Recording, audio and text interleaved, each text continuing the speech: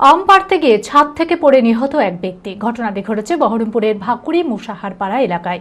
নিহতের নাম মঙ্গল মুসাহার। তড়িঘড়ি তাকে উদ্ধার করে পরিবারের লোকেরা মেডিকেল কলেজে ভর্তি করলে সেখানেই মারা যায়। পুলিশ দেহ ময়নাতদন্তের জন্য পাঠায়।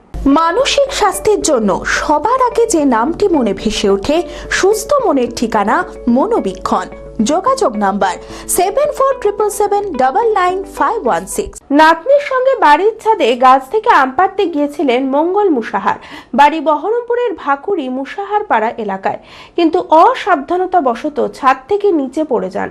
গুরুতর আহত অবস্থায় উদ্ধার করে তড়িঘড়ি পরিবারের লোকেরা মুর্শিদাবাদ মেডিকেল কলেজে ভর্তি করলে সেখানেই মারা যায়। পুলিশ দেহ ময়নাতদন্তের জন্য পাঠায়। ঘটনায় শোকের ছায়া পরিবারে।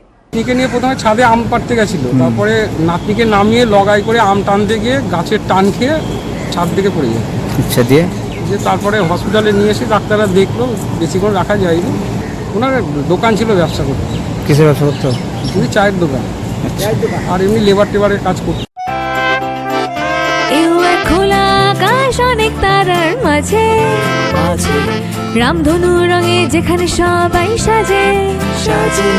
নামি হোক কিংবা দামি, পেয়ে যাবে সব রকমই। ছোট হোক কিংবা বড়, কেনাকাটা হোক আরো আরো। নতুন ফ্যাশনে নতুন tradition, Libas family store. Libas Libas Libas family store. Libas কাতাই, বহরমপুর, মুর্শিদাবাদ।